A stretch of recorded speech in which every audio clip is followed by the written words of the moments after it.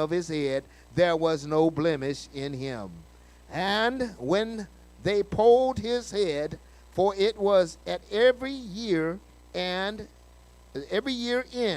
that he polled it, because the hair was heavy on him. Therefore he polled it, he weighed the hair of his head at 200 shekels after the king's weight. And unto Absalom there were born 3 sons and 1 daughter, whose name was Tamar. She was a woman of fair countenance. So Absalom dwelt 2 full years in Jerusalem, and saw not the king's face. Therefore Absalom sent for Joab to have sent him to the king, but he would not come to him. And when he sent again the second time, he would not come. Therefore he said unto his servants, See, Joab's field is near mine, and he hath barley. There go and set it on fire. And Absalom's servants set the field on fire. Then Joab arose and came to Absalom unto his house, and said unto him, Wherefore have thy servant set my field on fire? And Absalom answered Joab, Behold, I sent unto thee, saying, Come hither, that I may send thee to the king, to say, Wherefore am I come from Geshur? It had been good for me to have been there still. Now therefore let me see the king's face, and if there be any iniquity in me, let him kill me. So Joab came to the king and told him, and when he had called for Absalom, he came to the king and bowed himself on his face and to the ground before the king. And the king kissed Absalom. All right, there it is, chapter 14. And this chapter had everything to do with Joab's plot to get Absalom, David's son, back home. If you remember in chapter 13, where Absalom killed Amnon, that his servants killed Amnon, because Amnon had his sister Tamar raped, and well, he raped her. And then he would not marry her. He was just as angry at her and hated her. And so she had to live the life of not a virgin anymore, couldn't put on a virgin clothes. And so Absalom waited a year for David to do something to Amnon, and David did nothing. That's why Absalom took it into his own hand and did that for the sheep shear time. So now, after this 3 years had passed by, Absalom had went to the city to stay with his grandfather, who had burned in Zurich. He had went there to stay with him, and so David never sent for him, never spoke for him. But when Joab was a close relative of the family, when he saw that David had gotten over Amnon, so he put a plot to use the woman. Think about this: a skilled woman that was knowledge, had experience, and he put the words in her mouth what to say to David, to play at. He told her, said, I want you to go to the king, tell the king that your husband is dead, and you have 2 sons, and they got in a fight in the field. There was nobody to break it up. And one killed the other. We don't know who was at fault. One killed the other. And now, since the law in the land said if a man killed another person, and they killed him and for no reason, not in a battle, they should die. Well, that's why Absalom fled from David, because that was the punishment for killing a person unlawfully. And so David was over this now.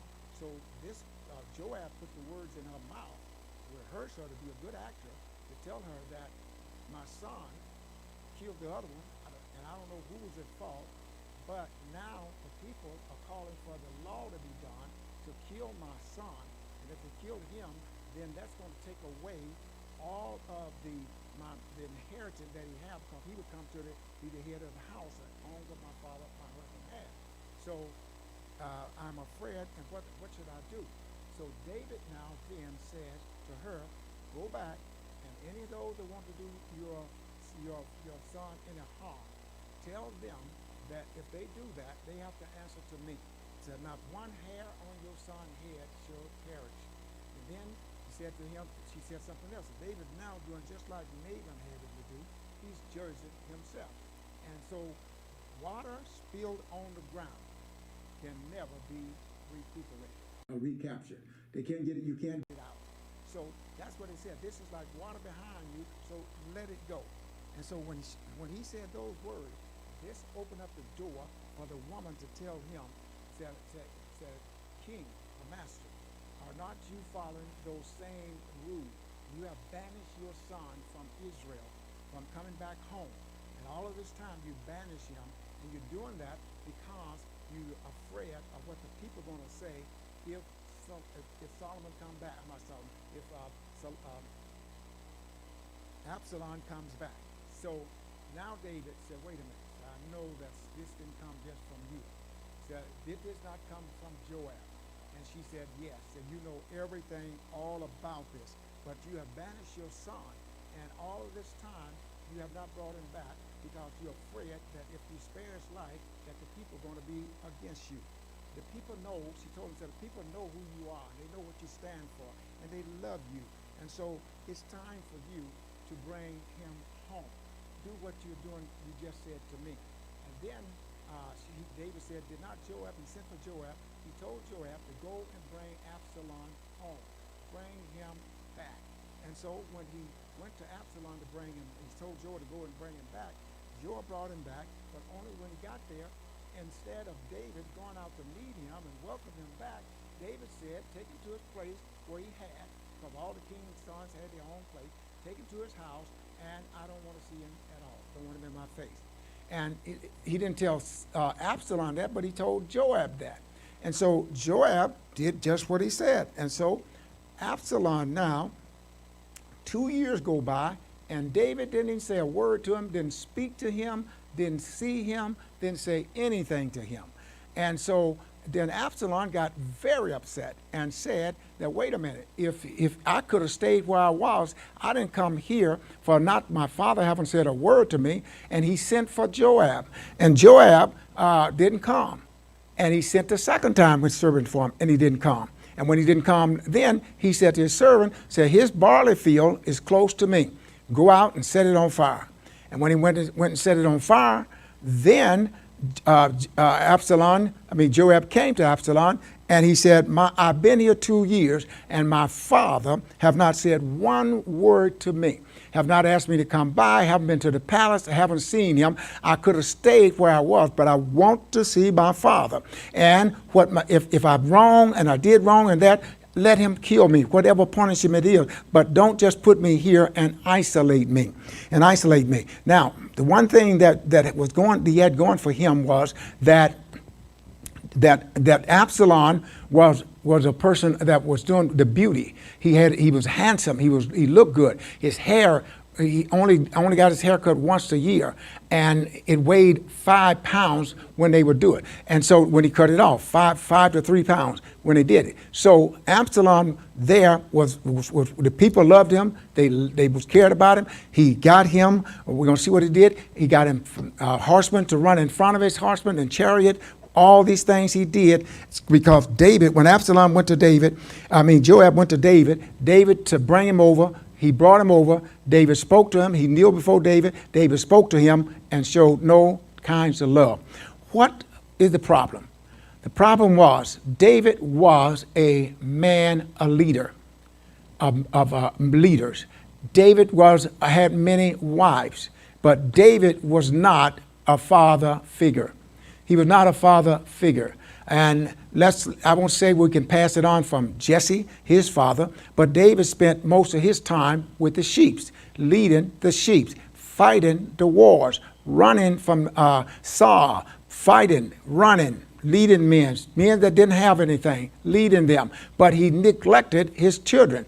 And Absalom was the son of Abigail, and Absalom was not supposed to come to the throne anyway. He was not the oldest child that David had, the oldest son that David had. But because of his character, and Absalom names mean father of peace. Father of peace, that's his name. And Joab's name means Jehovah save. I mean, Father, Jehovah is my father. So when we look at these things, here's the name, but he never personified the name after David. Here's where he lost it at. He lost it when his sister Tamar was killed, was raped by Amnon, and David did nothing about it. He was waiting for David to do something, because one of the penalties for rape was also, if they didn't marry them, and they both was not marriage, if they didn't marry them, was death. David did nothing. You don't even find in the Bible where he reprimanded him. He did nothing. So after that, this man of peace became violent. He killed his brother. And when he killed him, he fled. He was gone for all of this time. He fled. After he had fled, what happened then? Now he fled. And so David didn't send for him. Joab went, got him, brought him back. David said, put him in his house. I don't want to see him. I don't want to say nothing to him. Well, Absalom felt the absence of his father, and he said, well, I should have stayed where I was at. Why did he bring me back if he was going to treat me like this? And so now that David had not said anything to him, and when he brought him there, he made opposite to him, respect him as a king, and David was just like he didn't care. And Absalom, while he was there, he had 2 sons and a daughter. He named his daughter Tamar after his sister, and she was beautiful. But what we find out that both of Absalom's sons died, because when God knew his heart, and God was cutting him off, so even his children would not be a part of the kingdom of David because they was cut off. All right, any questions?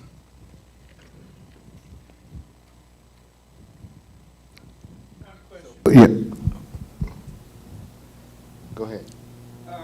Need the mic. He was talking about his hair. You need a mic. Hair being pulled, and it was so heavy. Can you clarify that? It was 3 to 5 pounds. His hair was long. Okay. We're going to find out that it was hair that got him killed. Thank you. And he was fair to look upon. He was fair to look on. All the people had great respect for him. And Pastor, the question kind of lingers from last week's teaching. People have texted me and asked me, and you just said it. We don't know. The Bible doesn't tell us why David didn't do anything about Amnon when he raped his sister. But they still asking, any insight why David didn't do anything at all? Didn't reprimand him, didn't check him. Was Amnon one of David's favorite sons, or he didn't like him? Did he show favoritism to one son or one group of kids over the other? Any insight on that? From my perspective, it didn't have no Bible to say that he had a favorite son, because actually his favorite son was the one that he got by out of wedlock. He was married, but Solomon was his favorite. He loved him, and Solomon's name mean love. So that was that. But as far as it's just that David, I don't think he had time to be a father.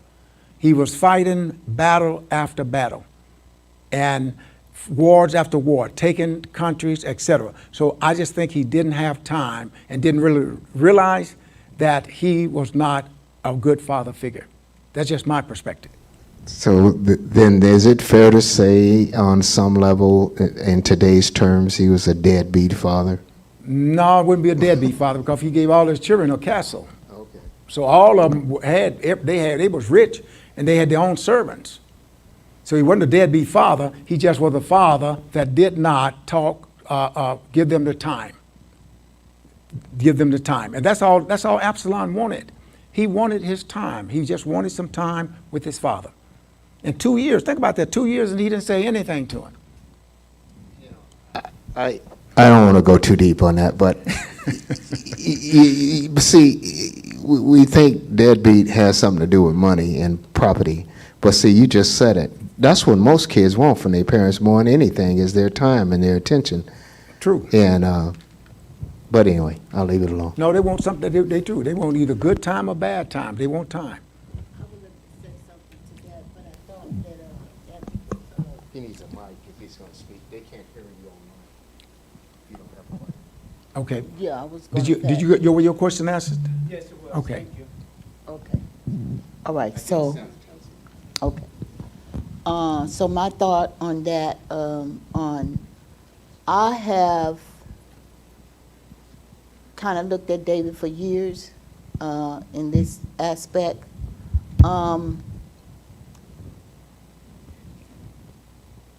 Most PKs gonna tell you that they lived this life, that Absalom lived. Most PKs can tell you that. Pastors are kind of like David. They are doing their thing in ministry, going here, going there, and the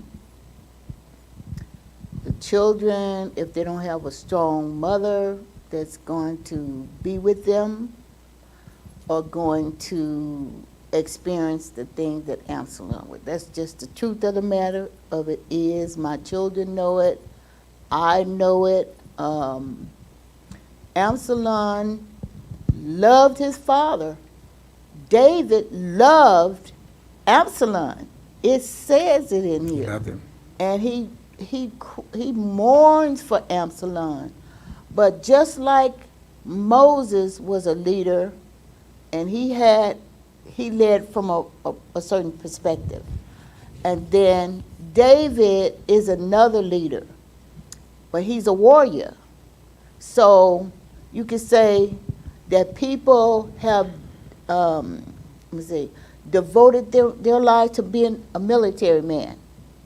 All right, can you look at it from that perspective? From being a military man, he's going all over the world. He may be, in our time right now, there are military men and women that care more about the military than they spend more time. That's because that's their heart.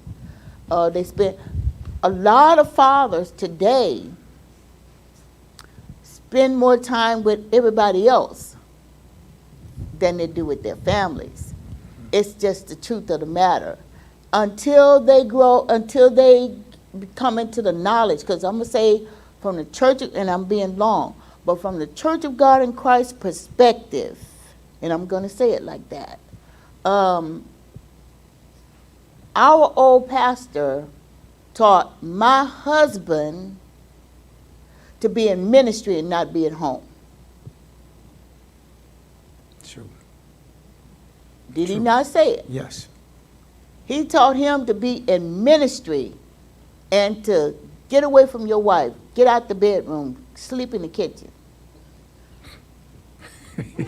Did he not tell you that? Yeah. He told him that.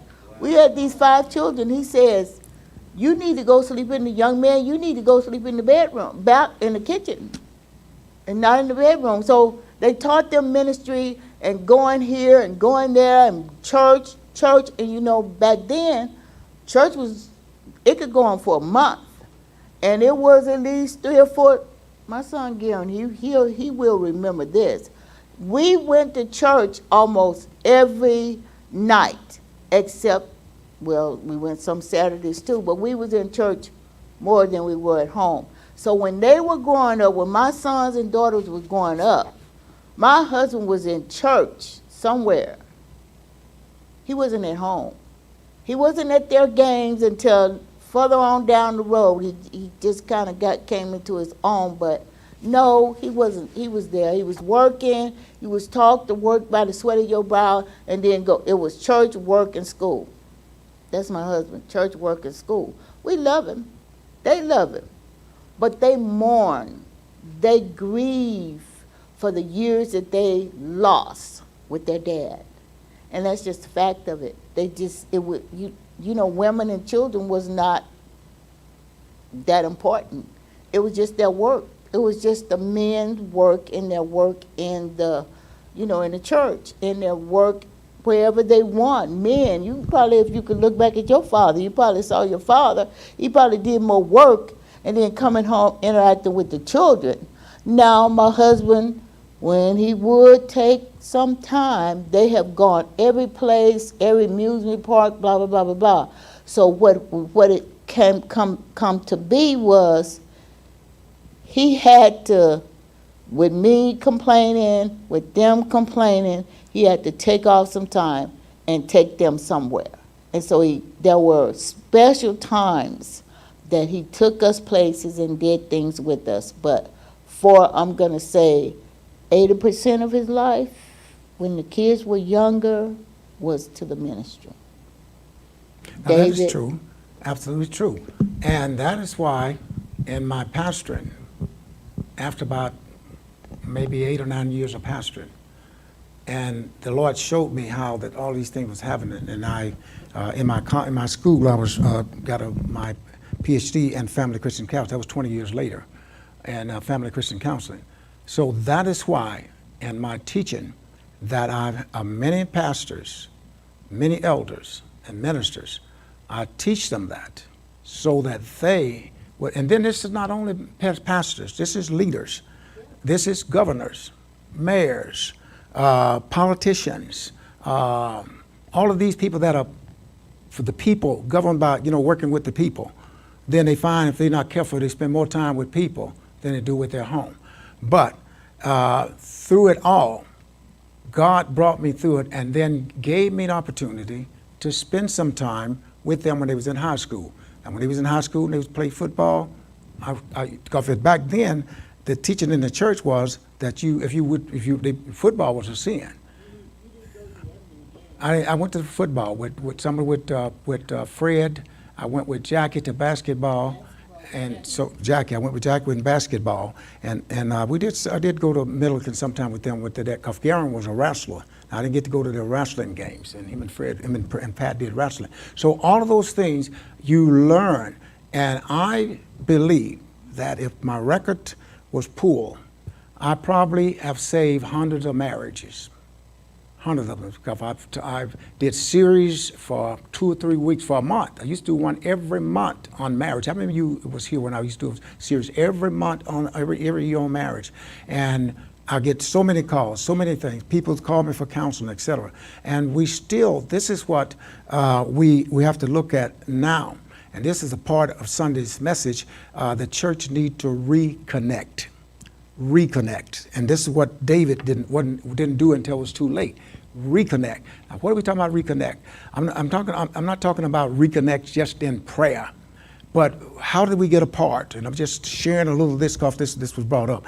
How did we get so far apart? Well, when we reconnect from God, because the Church of God in Christ has its own doctrine. Assembly of God have their doctrine. Baptists have their doctrine. The Catholics have their doctrines, the Presbyterian have theirs, the Lutheran have theirs, and on and on and on. So the body of Christ have disconnected. Totally disconnected and saying that we're one, the independence, everything. And we all said we're going to heaven and we're disconnected. Well, if God can get us to connect here, how in the world are we going to connect in heaven? How are we going to connect in heaven? So that's one of the things that this pandemic did. It did cause that a portion, not all, just some, of the multi-ethnicity group to connect for a purpose. And that's what the church needs to do, connect for a purpose. David did not connect with Absalom because the law, and he was the king, he thought that he had to, if he didn't sentence his own son, like Eli didn't do.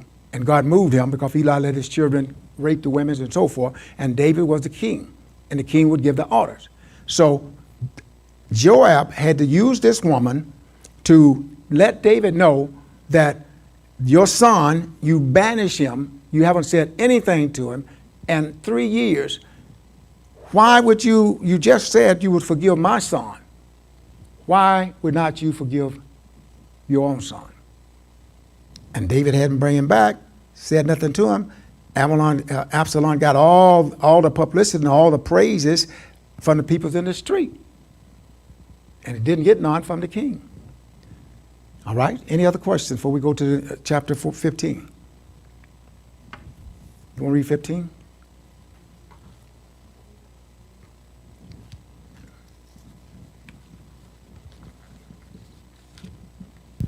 And it came to pass after this that Absalom prepared him chariots and horses and 50 men to run before him. And Absalom rose up early and stood beside the way of the gate. And it was so that when any man that had a controversy came to the king for judgment, then Absalom called unto him and said, Of what city art thou? And he said, Thy servant is of one of the tribes of Israel. And Absalom said unto him, See, thy matters are good and right, but there is no man deputed of the king to hear thee. Absalom said, Moreover, oh, that I were made judge in the land, that every man which had any suit or cause might come unto me, and I would do him justice. And it was so that when any man came nigh to him to do him obeisance, he put forth his hand and took him and kissed him. And on this manner did Absalom to all Israel that came to the king for judgment. So Absalom stole the hearts of the men of Israel.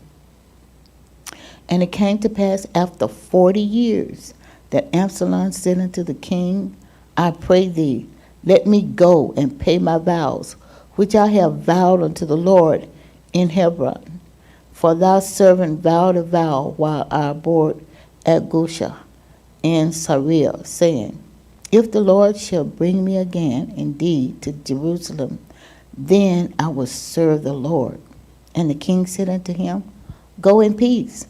So he rose and went to Hebron. But Absalom sent spies throughout all the tribes of Israel, saying, As soon as ye hear the sound of the trumpet, then ye shall say, Absalom reigned in Hebron. And with Absalom went 200 men out of Jerusalem that were called, and they went in their simplicity, and they knew not anything. And Absalom sent for Ahithophel, the Gileadite, David's counselor, from his city, even from Gilgal, while he offered sacrifices. And the conspiracy was strong, for the people increased continually with Absalom. And there came a messenger to David, saying, The heart of the men of Israel are after Absalom. And David said unto all his servants that were with him at Jerusalem, Arise, and let us flee, for we shall not else escape from Absalom. Make speed to depart, lest he overtake us suddenly, and bring evil upon us, and smite the city with the edge of the sword. And the king's servant said unto the king, Behold, our servants are ready to do whatever my lord the king shall appoint. And the king went forth, and all his household after him. And the king left 10 women which were concubines to keep the house. And the king went forth, and all the people after him, and tarried in a place that was far off. And all his servants passed on beside him, and all the Cherites, and all the Philihites, and all the Gittites, 600 men which came after him from Gath, passed on before the king. Then said the king to Ittai the Gittite, Wherefore goest thou also with us? Return to thy place, and abide with the king, for thou art a stranger, and also an exile. Whereas thou camest but yesterday, should I this day make thee go up and down with us? Seeing I go, whither I may return thou, and take back thy brethren, mercy and truth be with thee. And Ittai answered the king and said, As the Lord liveth, and as my lord the king liveth, surely in what place my lord the king shall be, whether in depth or life, even there also will thy servant be. And David said to Ittai, Go and pass over. And if going past over, and all his men, and all the little ones that were with him, and all the country wept with a loud voice, and all the people passed over the king, also himself passed over the brook Kedron, and all the people passed over toward the way of the wilderness. And lo, Zodok also and all the Levites were with him, bearing the ark of the covenant of God. And they set down the ark of God, and Abiathar went up until all the people had done pass out of the city. And the king said unto Zadok, carry back the ark of God into the city. If I shall find favor in the eyes of the Lord, he will bring me again, and show me both it and his habitation.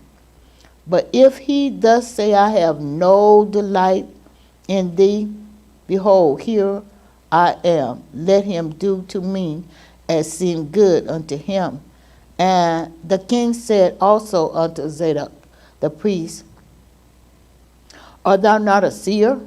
Return unto the city in peace, and your 2 sons with you, Ahaz thy son, and Jonathan the son of Abiathar. See, I will tarry in the plain of the wilderness until there come word from you to certify me.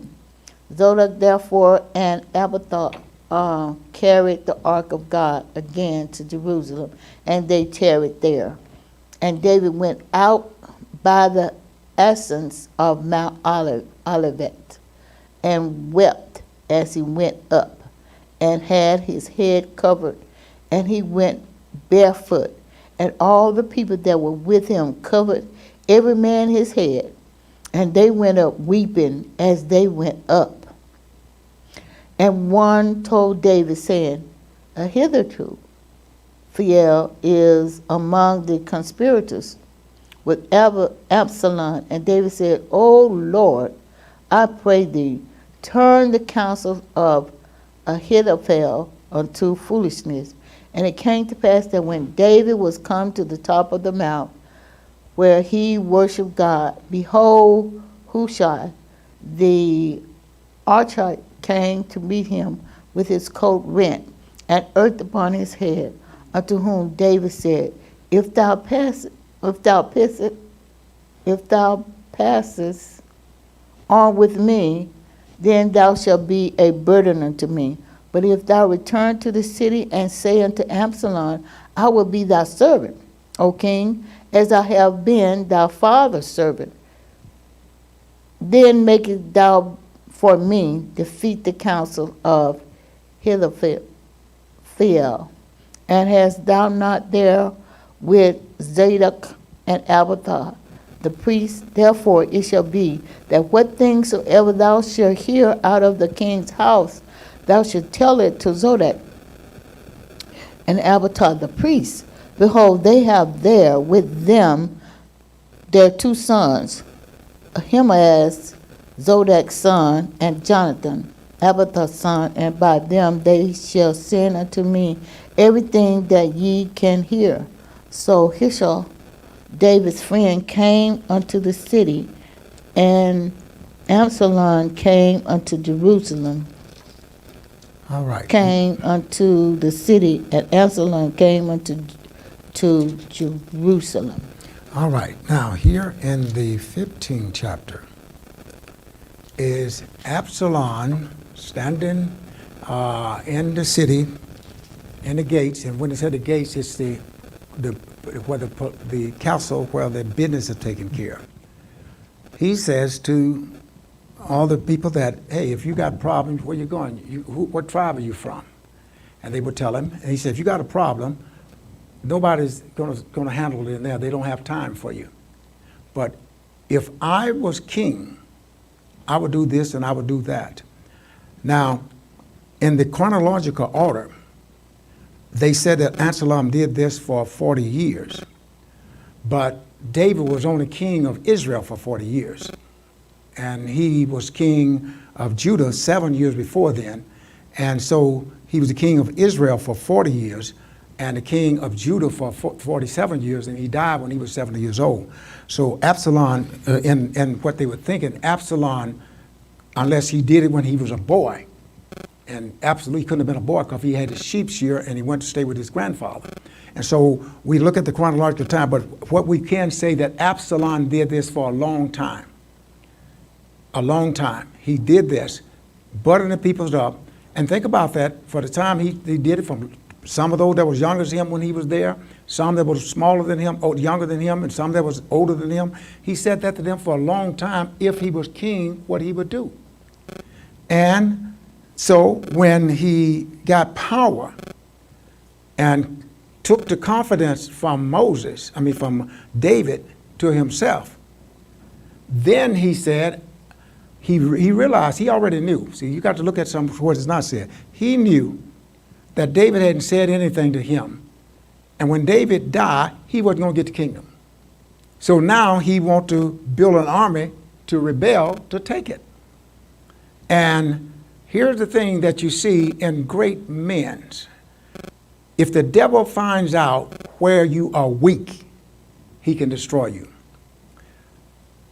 Think about this, when Saul said to David, he said, for to marry my daughter, you got to bring me the foreskins of 100 men. David went out that day and killed 200 and brought them back.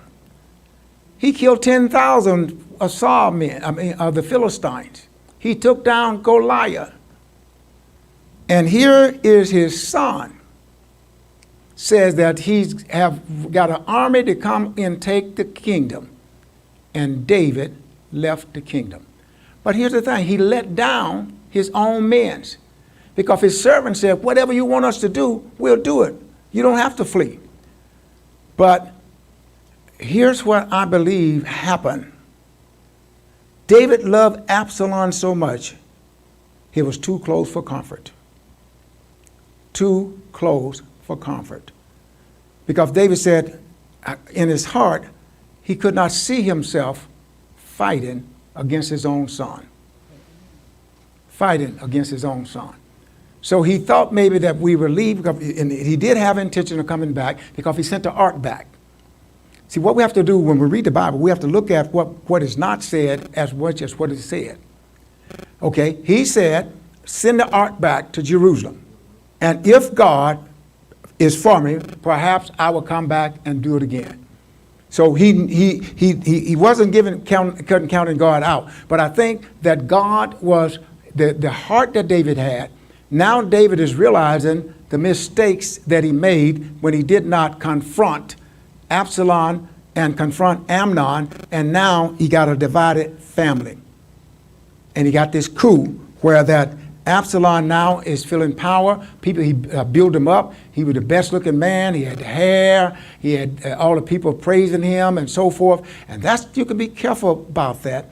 Be careful with people pushing you, trying to push you in a place that God didn't put you. Saying nice things about you. And I learned that early. When I was with Pastor Tillman, 14 years after I came to California, I was with Pastor Tillman. He made me his assistant. After 6 years there, I became his assistant. And I was a new person on the block. They had elders that had been there for years. And he made me his assistant. And I was sort of despised for that. But I was to David, my wife can tell you that. I was to Pastor Tillman like David was to Saul. I drove him to all the meetings. I put him on the plane to go to Memphis. I talked him out of taking the train when he was afraid to fly. And all of those things. I took care of his property when he was gone for a week or two. Everything. I took care of the anniversary, the whole 9 yards. And I could be maybe, if the people would flock to me and say, ask me things, and he found out about it, and I would always tell them, don't ask me, ask Elder Tillman.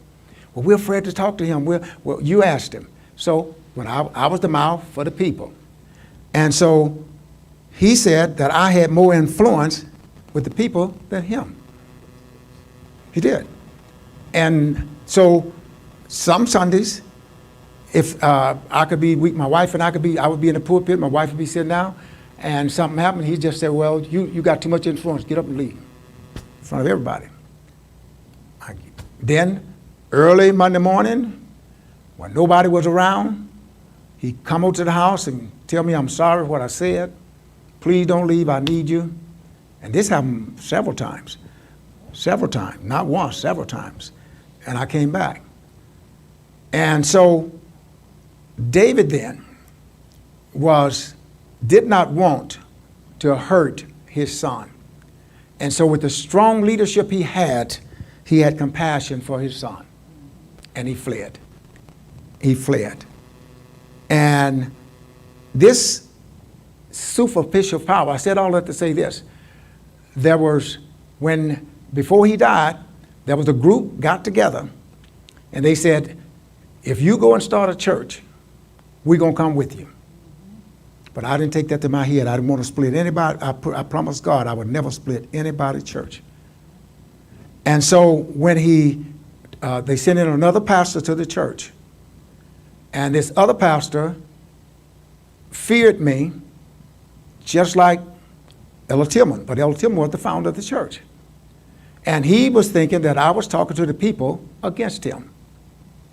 And so he wanted me to leave too. He said, you said the people said you're taking all these folk with you and so forth. And so to clear my name,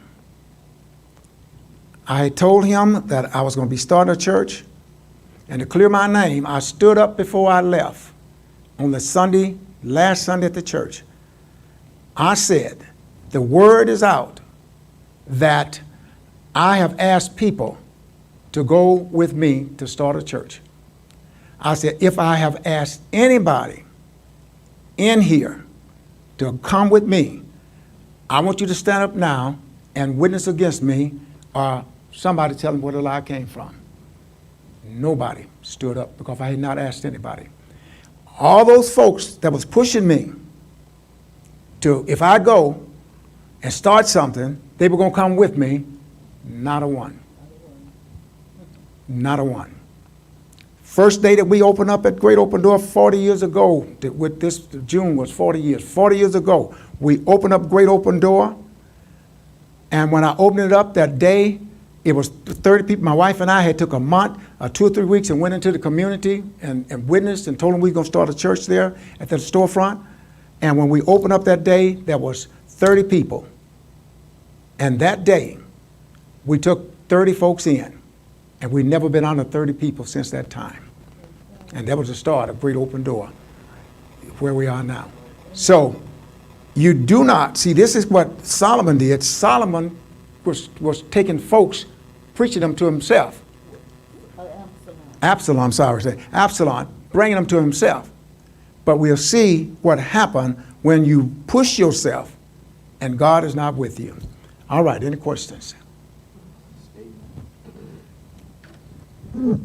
Yeah, Pastor, I see a pattern here with David, and I'm not sure where it comes from. Maybe some of his own sins, and these are the fallouts and the consequences. But I see another problem with father and son. You know, he had a problem where he didn't chastise or reprimand one son. Now his other son is running him from his kingship. That's out of order. Right. You know, totally out of order. And it cannot be all on the sons. The father is that head, and it didn't happen. So it's just a pattern here, this interesting pattern with these sons. Well, here's the thing. David had 10 or 15 wives. So he couldn't have spent, then he had 10 concubines he left behind when he left. So There's the message. there's a message. Okay, yes, all right.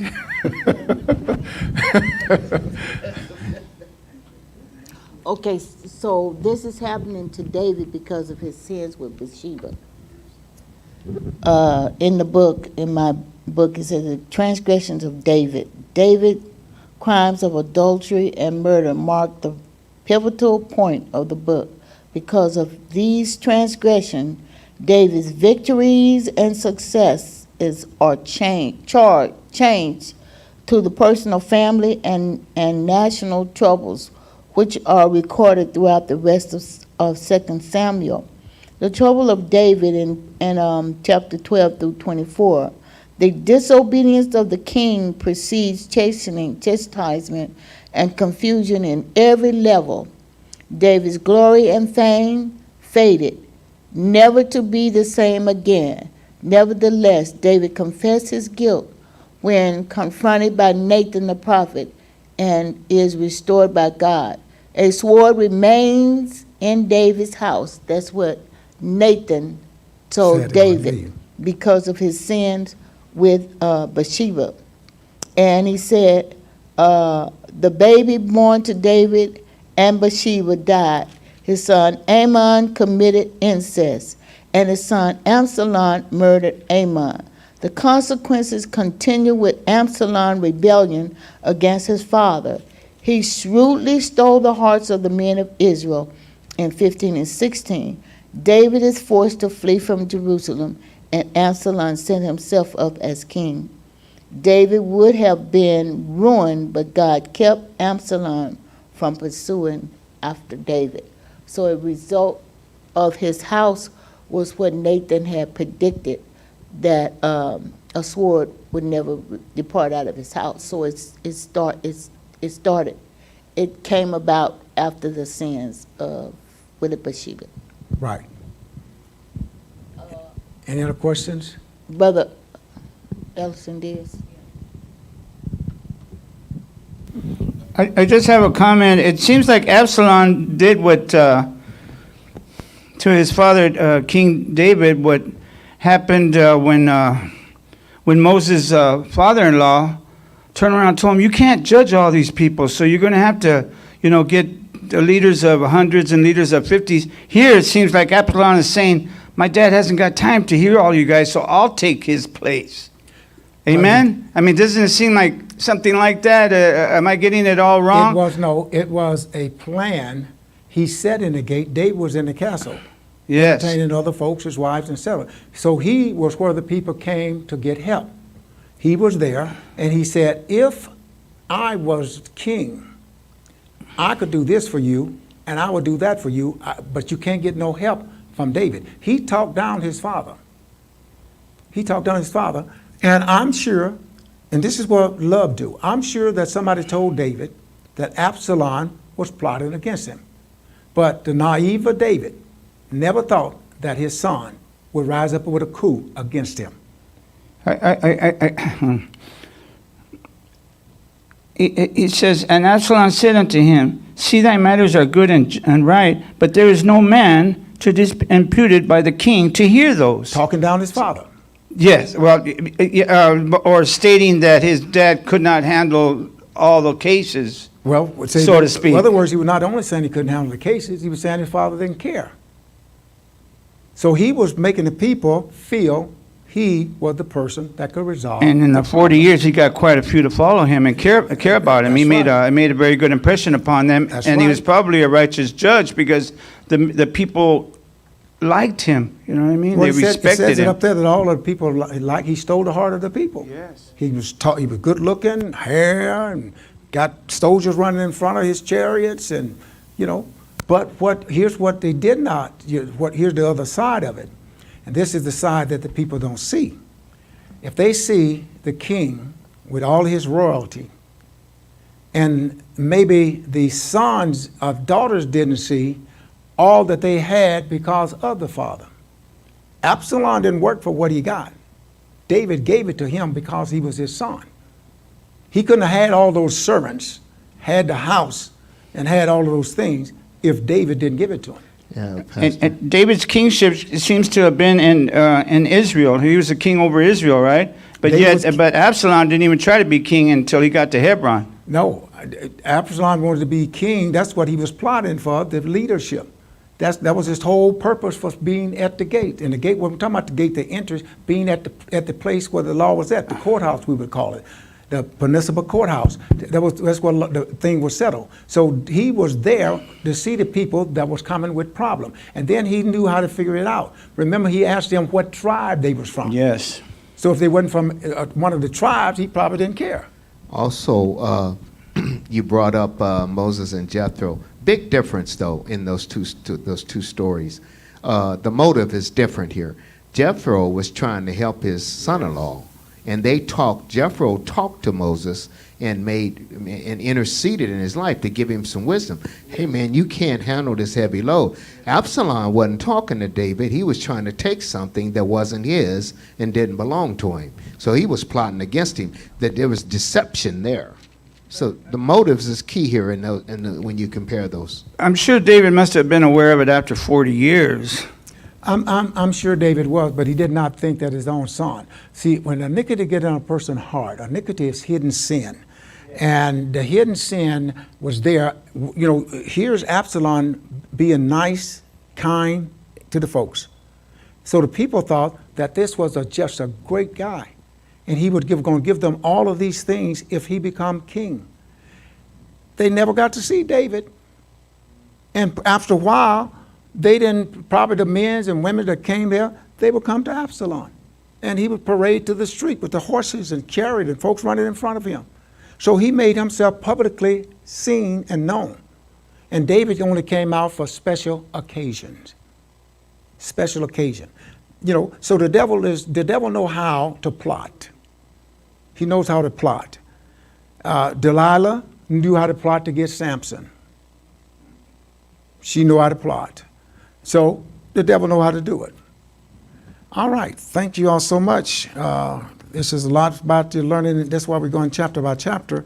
When you tell the story, and this is how reporters do, and news reporters and writers, they look at a story and they don't just go out and say, a man got hit by a car and it ran over and da-da-da-da. They got to put a story to it. They got to let you see this event. This child ran across. He was in the street, or he was going here. Here's a da-da. They got to put a story to it. When you read the Bible, there's a story. Don't just get a little bit and here and there, but get the story and see the whole picture that God is trying to show you in David's life. It gives us an opportunity to understand now. David didn't know that he was not really a good father. He didn't have, it wasn't nobody to tell him that he wasn't a good father. He was the king. He didn't know that in the battles and all the battles he won, and they was giving him accolades for that. He never asked for no accolades. He didn't ask for them. They gave them to him. He never asked to be king. He never asked to be the king of Judah. They gave it to him. He earned it. So when you earn something, you appreciate it much more than if it's given to you.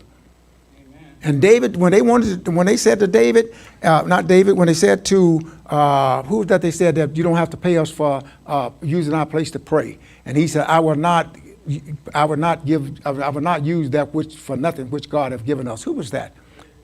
Was that David? Yeah, he's also. Yes, that's it. So what we have to understand is, yes, we do these things. Yes. I don't understand, Pastor, why David, since he loved Absalom so much, and he was a king, why did he have to flee? Was his life threatened? His servant came in. His life was threatened. Why didn't he give the kingdom to his son? No, his life was threatened. He could have just, his servants, the men that was with him were still with him. And they said, whatever you want us to do it. And so if you can get some emotional feelings and say heart-beating feelings, would you want to get an army to go out to kill your son? No. That's what David was at. David said, I'd rather flee for now than to take an army up. And we're going to find out after all these things how much David really loved him, how he wept for him more than he did that baby, until they had to almost come up and catch him in his collar and shirt and said, listen, we out here putting our life on the line for you, and you crying about this boy? So you get back out here and tell those folks about it. We're going to read about it. You get back out there and tell them people that they're serving you, these people that love you, and these people that fought for you and gave their life, their children gave their life for you. You get back out there and serve them and let this boy go. He was rebellious. So that's what we have to look at, the heartbeat. And many times, a whole many times, we can talk about it, this failures come. And some of our children that are in prison and some of our children that got killed, mom held them too tight. They held them too tight when they was in love. When they had them there, they held them too tight. And the father wasn't there. And they held them too tight. That's the truth. So you have to look at it. They held them too tight. They said, well, my boy wouldn't do that. My boy didn't do that. And you knew, as a man, you knew he did it. You knew he did it. And so you caught between him and the mom. And so they hold him and say, oh, he can't do it. He didn't do it. No. But you know he did it. David held him too tight. All right, listen, we got to get off of this. So we have to look at the reality of this for today. Father, I thank you for this word tonight, and I ask your blessing, God, on everyone that's watching and these that are here, that we would be able to learn, God, from the man after your own heart, David. God, that what happened to him, God, and the story that he's left us and all of his victories and all of his glory. And then we see his ups and his downs. Help us, God. Let this build us up, God, and we don't have to make the mistakes that he made. Help him, God. Help us, God, to see our faults and admit our faults like he did. And we praise you, God, for what you're doing. In Jesus' name, thank God. Amen. All right. It is time for our offering. And as I make the appeal to you that are watching me on whatever media you're watching by, I thank you so much for all the support that you've given to this ministry in these 3 months. In your absence, we are reassembling, and you do have the freedom, if you desire, to start reassembling on Thursday nights and Sunday morning. I'll be here at 8 a.m. Sunday morning, and 11:30 we have our services. And so we would appreciate those that would love to assemble with us to come back, and those that are not quite ready and don't have, you're not quite ready and don't know what you're ready for it. We have everything in place, so basically you just be just as safe as here as you probably would be in your home. But you're not safe anywhere without God. So if God be for us, who can be against us? And so we thank God for you. But if you want to share tonight, you can go to Push Pay, or you can mail in an offering. Or when you do mail them in, you can add in the Thursday night offering. Many of you are doing that. You're adding the Thursday night offering, and you are adding the Sunday school. And I thank you so very much for that. Push Pay is there. You can see it. Your tithes and your offering. And you that watches me, and there's quite a bit of you, and I'm so glad that you're part of this team, that you support your church. And if you want to send an offering to help us, there are some things that I want to do, personally to do, to be able to get things back to you. And so if you could help us, then we're going to get those things in place. So you could share an offering. We appreciate it very, very much. Just make it out to Great Open Door Worldwide Ministry, or GODWWM, and it will get there. And thank you so much. And God bless you tonight. And we will see you at 8 a.m. Sunday morning by live stream. God bless you. We're signing off. Okay, we that are here is going to receive our offerings.